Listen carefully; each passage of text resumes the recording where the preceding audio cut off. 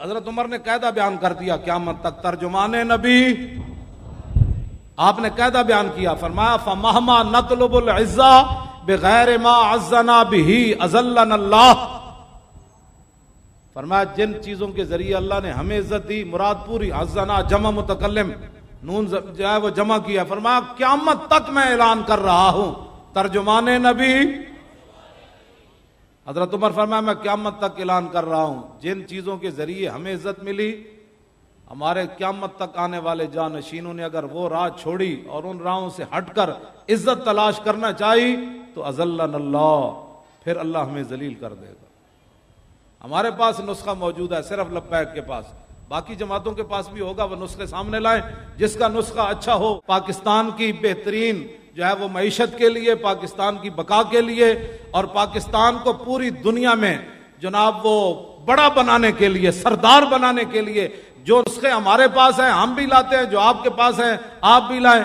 آپ کے پاس کیا نسخہ ہے سوائے اس کے کہ جناب مسجدوں کے سپیکر اتار دو؟ یہ نسخہ ہے، اس لیے لوگوں نے جانے دی۔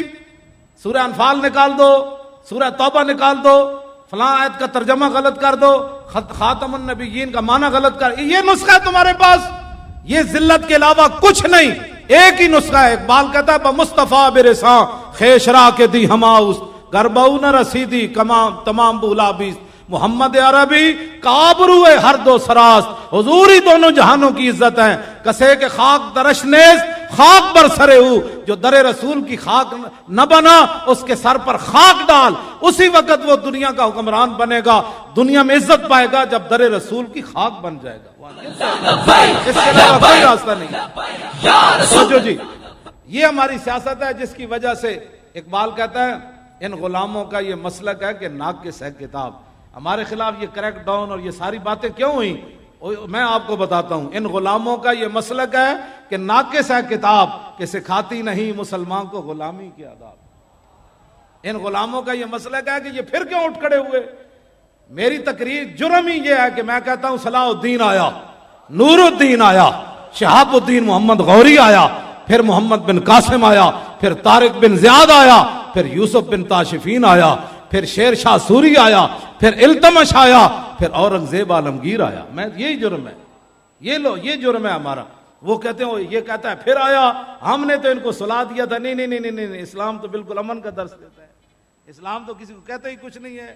میں وہ کہتا ہوں شہاب الدین آیا جس نے یہاں اسلامی سلطنت کی بنیاد رکھی، اور کہتے ہیں نور الدین آیا جو مصر سے چل کر مدینہ منورہ آیا، جو صلاح الدین آیا جو نہ کعبہ معظمہ دیکھ سکا نہ در رسول پر حاضری دے سکا۔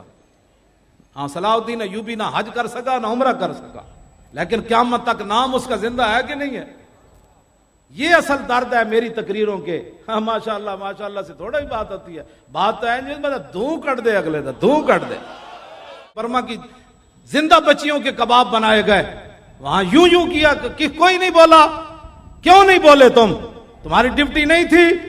والمومن من المومنین کالراس من الجسد اذا اشتکا تداعی علیہ سائر جسدہ، یہ غزوہ احد شریف کا خطبہ مبارک کے آخری الفاظ ہے۔ میرے آقا نے فرمایا ایک مومن کی مثال باقی ساری دنیا کے مسلمانوں کے ساتھ ایسے ہے جیسے سر کا تعلق جسم کے ساتھ ہے۔ فرمایا جب سر جو ہے بے قرار ہو جائے تو پورا جسم بے قرار ہو جاتا ہے۔ بتاؤ زندہ بچیوں کے کباب برما کے بنائے گئے، کوئی نہیں بولا۔